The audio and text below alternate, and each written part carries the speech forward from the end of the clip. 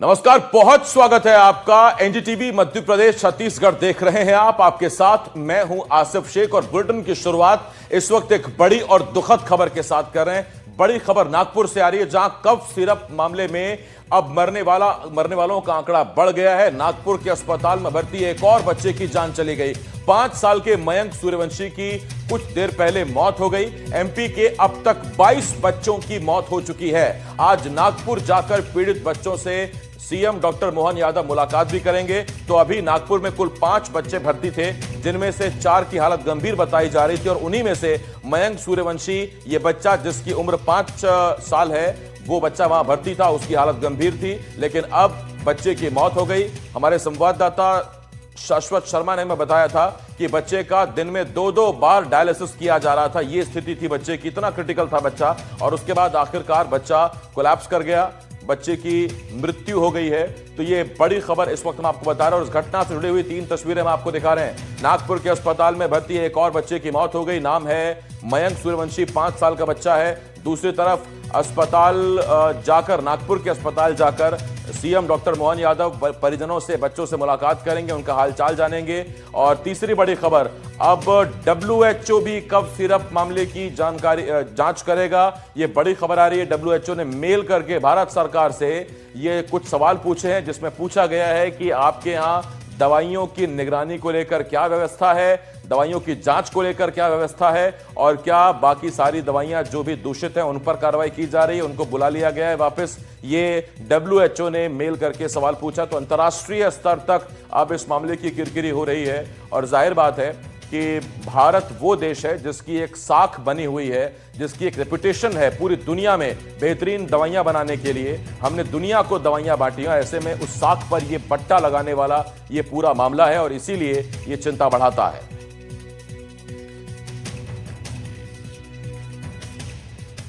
तो ये बड़ी खबर इस वक्त हम आपको बता रहे हैं, 3 तस्वीरें भी दिखा रहे हैं और बड़ी खबर आ रही है और दुखद खबर है। नागपुर के अस्पताल में जारी छिंदवाड़ा के एक और बच्चे की मौत हो गई है और इसी के साथ एमपी में फिलहाल अभी कोल्ड ड्रिफ्ट से मरने वाले बच्चों की तादाद 22 तक पहुंच गई है। इसमें छिंदवाड़ा, पांडुरना के करीब 18 बच्चे शामिल हैं और 2 बच्चे बैतूल के भी शामिल हैं, जो बगल का ही जिला है। और वहां भी इन बच्चों ने कोल्ड ड्रिफ्ट ली थी।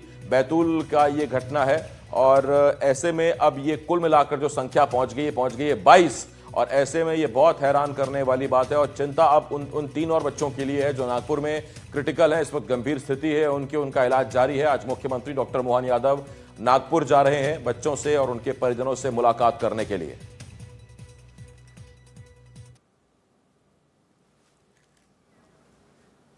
अकील अहमद इस वक्त मेरे सहयोगी बैतूल से इस वक्त इस बड़ी खबर पर हमारे साथ जुड़ रहे हैं। अकील, सबसे पहले तो मुझे यह बताइए कि बैतूल में तो अभी और कोई बच्चा गंभीर नहीं है, बीमार नहीं है उस कफ सिरप के बाद से?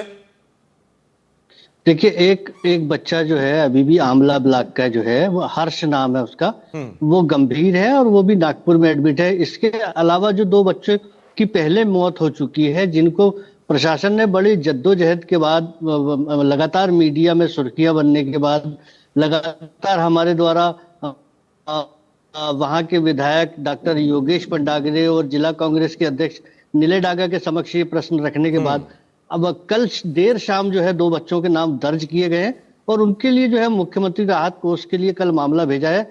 आप ये भी देख सकते हैं कि जो जिला प्रशासन जो है इस पूरे मामले को इतने दिन लटकाए हुए था और कल भी जो ये मामला मीडिया में सुर्खियों होने के बाद भी बड़ी मुश्किल से जो है दर्ज किया गया है। और इसके अलावा जो है छोटी छोटी खबरों को लेकर जो जनसंपर्क विभाग है, जिला प्रशासन की प्रेस नोट जारी करता है, लेकिन आज तक जो है वो 2 बच्चों का प्रेस नोट भी जारी नहीं हुआ है। हम लोगों के जो सूत्र थे उनसे और बार बार जब CMHO से बात की गई तब जाके ये मामला सामने आया कि उनके नाम जो है दर्ज कर लिए गए हैं। अखिल, जिस ये हर्ष बच्चे का नाम बता रहे हैं आप, आमला के इस बच्चे का, मुझे जरा ये बताइए कि फिलहाल इसकी स्थिति क्या है? बच्चा डायलिसिस तक तो नहीं पहुंचा? नहीं, क्रिटिकल है। इसको देखने जीतू पटवारी भी गए थे, इसी को देखने बैतूल के जो कांग्रेस जिला अध्यक्ष थे वो भी देखने गए थे। कंडीशन हर्ष की जो है वो भी क्रिटिकल है। भगवान ना करे कि उससे कुछ हो। NDTV दुआ भी करता है उस बच्चे के लिए। हालांकि उसकी कंडीशन अभी भी जो है क्रिटिकल बनी हुई है। जिला प्रशासन की जो बड़ी लापरवाही है वो आज भी जो है आंकड़ों को दबाने में लगा हुआ है। गांवों में लगातार जो है सर्च ऑपरेशन किया जा रहा है कि जो डॉक्टर प्रवीण सोनी है उनके पास कौन कौन बच्चे गए थे। उस निगरानी की लिस्ट भी जो है वो सर्च की लिस्ट भी जो है वो सार्वजनिक नहीं की जा रही कि अब तक कितने बच्चे वहां जा चुके हैं। ये जिला प्रशासन की एक बड़ी लापरवाही है। जाहिर बात है, कैसे पता लग पाएगा कितने परिवार डॉक्टर प्रवीण सोनी के पास गए थे, वहां से दवाई लेकर आए थे बच्चों के लिए। मैं अकील रोक रहा हूं आपको इस वक्त, आप बने रहिएगा हमारे साथ। कांचीपुरम में जिस श्री सन फार्मा की फैक्ट्री में जहरीला कोल्ड ड्रिंक सिरप तैयार किया गया था, उस फैक्ट्री के मालिक रंगनाथन को चेन्नई में गिरफ्तार कर लिया गया। यह तस्वीर है रंगनाथन की जिसे आप देख रहे हैं। रंगनाथन पर 20,000 रुपए का इनाम भी घोषित किया गया था।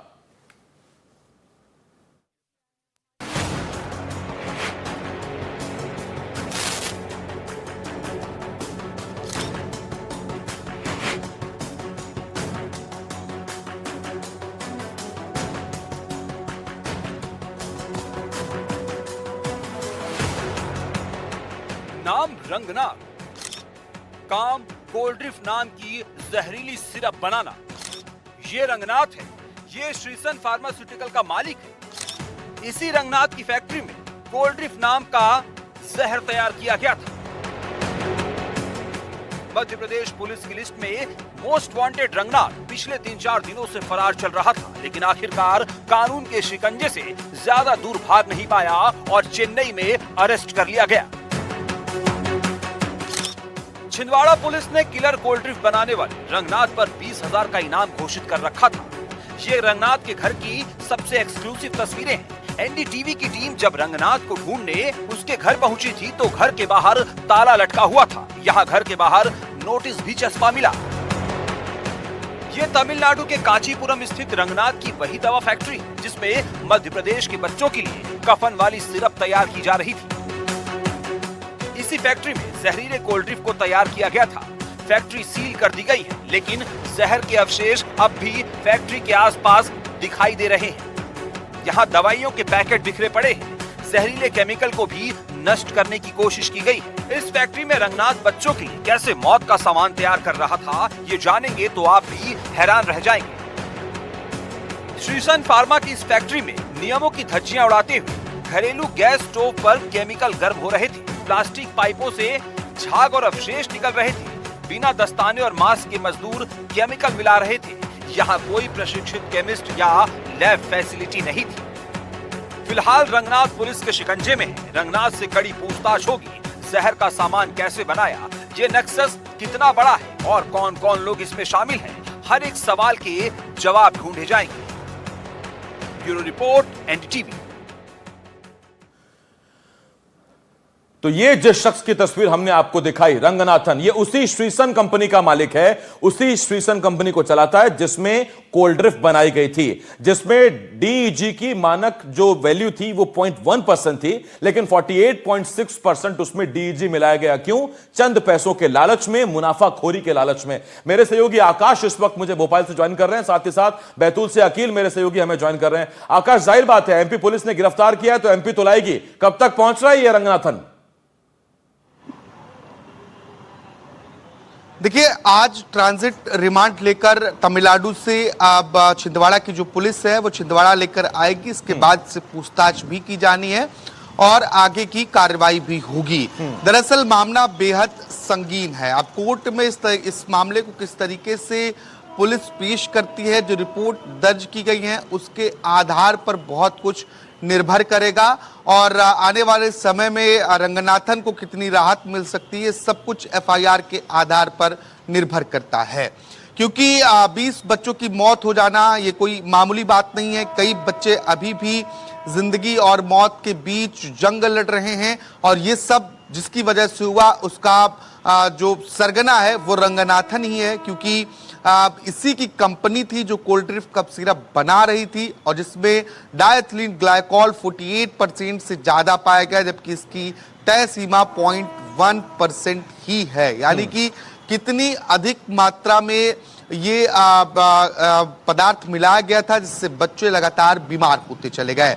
दरअसल मुख्यमंत्री के निर्देश के बाद लगातार इस मामले में कार्रवाई हो रही है और जब एफआईआर दर्ज हुई उसके दूसरे दिन ही 5 तारीख को छिंदवाड़ा से एसडीओपी के नेतृत्व में एक टीम तमिलनाडु पहुंची और लगातार रंगनाथन की तलाश की जा रही थी, लेकिन जानकारी ये सामने आई कि रंगनाथन अपनी पत्नी के साथ फरार चल रहा है। कल रात करीब 1:30 बजे पुलिस ने पुख्ता जानकारी के आधार पर रंगनाथन को पकड़ा और उससे कांचीपुरम स्थित उस फैक्ट्री पर भी लेकर गई जहां पर ये पूरा कारोबार चल रहा था। वहां से कई अहम दस्तावेज बरामद किए गए हैं, क्योंकि ये कंपनी 1990 में रजिस्टर्ड होती है, फिर मंत्रालय से आउट हो जाती है, लेकिन 2025 तक ये कंपनी लगातार चलती रही और इसकी सप्लाई देश में हुई। खासतौर पर मध्य प्रदेश में ये सप्लाई पहुंची। जबलपुर से छिंदवाड़ा, बैतूल और आसपास के इन जिलों में सप्लाई होती है। हाँ, आकाश, जिस वक्त आप बोल रहे हैं, मैं 4 तस्वीरें भी अपने दर्शकों को दिखा रहा हूं आपके साथ साथ। मेरा आपसे एक सवाल है आकाश, इस वक्त बहुत अहम ये मुझे सवाल लग रहा है, और सवाल ये है कि ये देखिए 4 तस्वीरें पहले आप देख लीजिए। कांचीपुरम तमिलनाडु की ये वो फैक्ट्री, श्रीसन फैक्ट्री, जहां पर ये दवाई बन रही थी। दूसरा, रंगनाथन गिरफ्तार कर लिया गया, चेन्नई से गिरफ्तारी हुई, जैसा मेरे सहयोगी आकाश बता रहे। उधर छिंदवाड़ा में अब इंसाफ की आस है, क्योंकि अब उनके पास कुछ नहीं है, जो परिजन है उन्हें सिर्फ इंसाफ की आस है। और अभी जो बड़ी खबर आपको बता रहे हैं कि सीएम डॉक्टर मोहन यादव आज नागपुर जाएंगे। अब से कुछ देर बाद वो भोपाल से नागपुर के लिए रवाना होंगे। 11:30 बजे का वक्त करीब करीब मुकर्रर किया गया है, और वहां जाकर 12:30 बजे आसपास मुख्यमंत्री मुलाकात करेंगे। आकाश, मेरा आपसे सवाल यह है कि देखिए, रंगनाथन की गिरफ्तारी हो गई, अच्छी बात है, पुलिस ने उसे पकड़ लिया, उसे ट्रांजिट रिमांड पर एमपी लाया जाएगा, पूछताछ होगी, यह भी अच्छी बात है। लेकिन कहीं ऐसा तो नहीं कि इस पूरे हत्याकांड ही, मैं तो कहूंगा, इस पूरे जितना ही गंभीर मामला है, इसकी जिम्मेदारी अकेले रंगनाथन के सिर पर ना मढ़ दी जाए? क्योंकि मध्य प्रदेश के स्वास्थ्य राज्य मंत्री नरेंद्र शिवाजी पटेल इशारा दे चुके हैं कि सबसे ज्यादा गलती तमिलनाडु सरकार की है, वहां के ड्रग डिपार्टमेंट की है, वहां के अधिकारियों की इतनी गलती यहां नहीं है। और दूसरा, यह इशारा इसलिए मिलता है आकाश, क्योंकि यहां जो रिपोर्ट तैयार हुई कोल्ड ड्रिफ्ट को लेकर, उसमें साफ साफ नहीं लिखा गया कि 48% से ज्यादा डीजी मिला, उसमें लिखा कि अमानक स्तर की दवाई पाई गई है। यह क्या बचाने की कोशिश हो रही है क्या? देखिए, इस तरह से जो चीजें होती हैं उससे केस कमजोर होता है और कहीं ना कहीं आरोपी को कोर्ट में फायदा मिल सकता है। ऐसे में जो खतरनाक सब्सटेंस है, जो जानलेवा पदार्थ है, उसकी मात्रा अगर 0.1% है और आप उसकी मात्रा रिपोर्ट में 48% मेंशन नहीं करते हैं, जो बहुत ही बारीकी से जांच पड़ताल के साथ और हाईलाइट करके ये पॉइंट करने वाला सब्जेक्ट है। अगर एफआईआर रिपोर्ट आने के पहले हुई है तो बाद में भी इसको संशोधित करने की संभावनाएं तलाशनी चाहिए, ताकि आपका केस मजबूत हो और आने वाले समय में छिंदवाड़ा जैसा कांड और कहीं ना हो जाए। क्योंकि 20 बच्चे यहां अपनी जान गंवा चुके हैं, उनके परिजनों का रो रो कर बुरा हाल है। तो ऐसे में ये तय करना होगा कि कहीं इन्हें फायदा मिलता है तो बाहर जाके फिर ऐसी दवाइयां बनाते हैं और फिर वो सप्लाई होती है।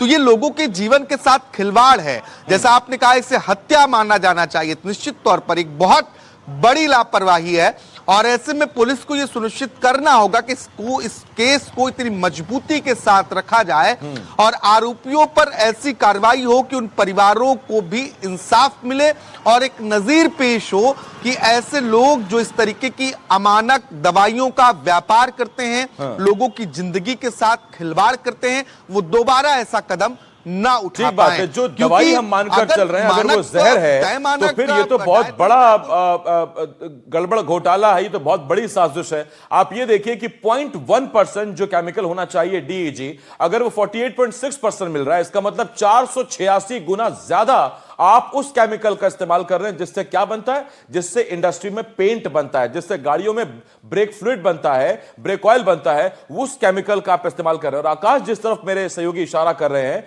कि अगर ये रिपोर्ट में इस तरह से उसे अमानक बताया जाता है, और अगर अमानक पहले बताया गया है, रिपोर्ट बाद में आई, तो भी उसे संशोधित किया जाना चाहिए था। बहुत स्ट्रांग पॉइंट है। ऐसे में उस परिवार के इंसाफ की आस को ठेस लग सकती है, क्योंकि ऐसे में हल्की धाराएं हो जाएंगी, सजा कम हो जाएगी, और यह बढ़ावा देगा ऐसे लोगों की मानसिकता में जो मिलावट करके, अडल्ट्रेशन करके दवाइयों में पैसा कमाने के लिए इस तरह की दवाइयां मिलाते हैं। तो ये 4 तस्वीरें इस वक्त हम आपको दिखा रहे हैं। मेरे साथ साथ हमारे साथ आप देख रहे थे कि चेन्नई का वो कंपनी मालिक उसको गिरफ्तार कर लिया गया, रंगनाथन को। कांचीपुरम की वो फैक्ट्री तमिलनाडु की, हमारे संवाददाता भी वहां पर गए थे, हमने आपको दिखाया था कि किस स्तर पर वहां दवाइयां बनाई जा रही थी। वहां किसी मानक का कोई ख्याल नहीं रखा जा रहा था, ना प्रेशर मेंटेन किया जा रहा था, ना जो एयर में जो पार्टिकल्स मौजूद होते हैं उन्हें कंट्रोल करने के लिए, पोल्यूशन कंट्रोल करने की जो चीजें होती हैं उनका कोई ख्याल नहीं था। फैक्ट्री ग्रेड केमिकल्स का इस्तेमाल हो रहा था। दो चीजें, एक ही केमिकल दो तरीके से ट्रीट हो सकता है। पहला, वो इंडस्ट्रियल के लिए यूज हो रहा है तो उसका कोई ऐसा खास ट्रीटमेंट नहीं होता, लेकिन जब वो फार्मास्यूटिकल के लिए ट्रीट होता है तब उसको कई तरीके से उसको फिल्टर ट्रीटमेंट किया जाता है। लेकिन यहां इस्तेमाल किया जा रहा था इंडस्ट्री वाले केमिकल को, क्योंकि उसमें उतना खर्चा नहीं होता, सस्ता केमिकल इस्तेमाल किया जा रहा था और ज्यादा केमिकल इस्तेमाल किया गया। नतीजा 486% बढ़ा दिया गया डीईजी और बच्चे कोलैप्स करना शुरू हो गए। आज सीएम नागपुर जा रहे हैं, मेरे सहयोगी आकाश मेरे साथ बने हुए हैं, उनके पास मैं जाता हूं, अकील भी मेरे साथ हैं। लेकिन उससे पहले आपको बता दें, मध्य प्रदेश में जानलेवा कफ सिरप पीने के बाद अब तक 22 बच्चों की मौत हो चुकी है। इस मामले में दोषी कौन है, तमिलनाडु सरकार या मध्य प्रदेश सरकार? इस पर अब सियासत तेज हो गई है और अब यह बड़ी खबर आ रही है, मेडिकल स्टोर से जुड़ी हुई बड़ी खबर है। मध्य प्रदेश में अब फार्मासिस्ट ही दवाई देंगे। गैर पंजीकृत व्यक्ति के दवा देने पर कार्रवाई की जाएगी। 3 महीने की जेल और 2 लाख रुपए का जुर्माना लगाया जाएगा। स्टेट फार्मेसी काउंसिल ने जारी किए निर्देश। आसान शब्दों में समझिए कि ऐसा बिल्कुल नहीं होगा कि जो फार्मा पढ़ा हुआ है, डिग्री लिए हुए है फार्मासिस्ट, उसके नाम पर मेडिकल स्टोर है और कोई भी ऐरा गैरा बैठकर दवाइयां बांटने लगे, ऐसा नहीं होगा। फार्मासिस्ट का अगर मेडिकल स्टोर है, क्योंकि लाइसेंस लेना पड़ता है, कोई भी ऐसे नहीं खोल सकता, उसे खुद बैठना पड़ेगा और वही दवाई देगा। आकाश, ये वो बहुत अहम कदम है, जरूरी कदम है जो हमेशा से होने चाहिए थे, पहले होने चाहिए थे, लेकिन खैर देर आए दुरुस्त आए। आसिफ, ये नियम पहले थे लेकिन इतने लचीले ये नियम थे कि जो जुर्माना है वो सिर्फ 1,000 रुपए था। इसलिए लगातार लोग इस नियमों का उल्लंघन कर रहे थे। अब इसमें सख्ती की गई है, जुर्माना 2 लाख रुपए तक बढ़ा दिया गया और साफ तौर पर कहा है कि किसी गैर पंजीकृत व्यक्तियों द्वारा अगर मेडिकल स्टोर पर जो दवाएं हैं उसकी बिक्री, उसकी डिस्पेंशन या फिर उसे किसी तरीके से लोगों को देना ये पाया जाता है तो स्टेट फार्मेसी काउंसिल इस मामले में सख्त कार्रवाई करेगी। 3 महीने की जेल और 2 लाख रुपए तक का जुर्माना लग सकता है। अभी क्या होता है, कई जगहों पर हम देखते हैं कि लाइसेंस किसी और के नाम पर है आसिफ, और वहां जो दवा बेचने वाला व्यक्ति है वो उतना योग्य नहीं है, वो बस देख के सीख कर वहां पर दवा बेच रहा है। लेकिन अब इस सख्ती के बाद सिर्फ जो फार्मासिस्ट हैं, जो डी फार्मा या बी फार्मा का कोर्स करके जो दवाओं के बारे में जानकारी लेकर मेडिकल स्टोर खोल रहे हैं, जो सॉल्ट को सही तरीके से समझते हैं, वही दवा को दे सकेंगे। बिना डॉक्टर के प्रिस्क्रिप्शन के दवा देने पर पहले भी रोक थी, वो बरकरार रहेगी। कई लोग जो मेडिकल संचालक है वो खुद से डॉक्टर बनने लगते हैं, तो ऐसे में उन्हें भी सतर्क रहना होगा और अगर अपने साथ कई सहयोगी रख रहे हैं तो यह तय करना होगा कि उनके पास फार्मासिस्ट की डिग्री होनी चाहिए और वही अधिकृत व्यक्ति ठीक बात है। लेकिन आकाश, इसमें एक तर्क और भी है, उसका सवाल मैं जरा ये सवाल मैं अखिल से ले रहा हूं, बैतूल से हमारे साथ जुड़े हुए हैं। अखिल, मेरा आपसे एक सवाल है, अभी जो केमिस्ट एसोसिएशन था या फार्मासिस्ट थे, उनकी ये दलील थी कि हम दवाई का नाम देखकर दवाई देते हैं, उसके अंदर सॉल्ट कितना है, कितना मानक है, उसमें क्या घोटाला किया गया है, जो लिखा है उतना है कि नहीं है, इसको लेकर उनकी आपत्ति थी कि ये हमें कैसे पता लगेगा। तो इस नियम का उसमें कितना फायदा होगा, खासतौर पे बैतूल जिले की बात करूं तो मैं? देखिए, मैं बता दूं कि बैतूल और बैतूल के आसपास ऐसे कई मेडिकल हैं जो संचालित हो रहे हैं और इसकी निगरानी के लिए बाकायदा ऑफिसर होते हैं जिनकी जिम्मेदारी होती है कि समय समय पे ये मेडिकल चेक करें और वो सारी दवाएं देखें। लेकिन हालात ये है कि जैसे बैतूल की ही बात कर रहे हैं अपन, तो बैतूल में एक डीआई है जो जिनके पास 2 जिलों का प्रभार है। ऐसे हालात सारी जगह है और अगर ये देखरेख इस तरीके से होगी तो स्वाभाविक है मेडिकल संचालक जो है वो भी इसका फायदा लेके बचते नजर आएंगे। और जिस तरीके से झोला छाप डॉक्टर सारी दवाइयां लिखते हैं या और भी ये ठीक बात है आपकी यकीन, और इससे आप ऐसे समझिए कि सीहोर में जिस अस्पताल को बंद करने का आदेश 10 महीने पहले आता है, उसको बंद नहीं किया जाता, और एक हफ्ते पहले वहां एक और बच्ची को इंजेक्शन लगा के, ऐसा इंजेक्शन लगाया कि बच्ची कोलैप्स कर गई। तो ये बताता है कि हमारी क्या स्थितियां हैं। डीआई 2 जिलों के लिए एक है, जैसा अकील ने बताया। ये जो चीजें हैं मूलभूत, या जो स्टाफ, जो मिनिमम स्टाफ होना चाहिए, अगर वही नहीं है आपके पास, तो कैसे आप इन नियमों का पालन कराएंगे? बहुत बड़ा सवाल है। आकाश, बहुत शुक्रिया आपका। अकील, आपका भी धन्यवाद हमारे साथ जुड़ने के लिए। मेरे 2 सहयोगी इस वक्त हमारे साथ जुड़े हुए थे।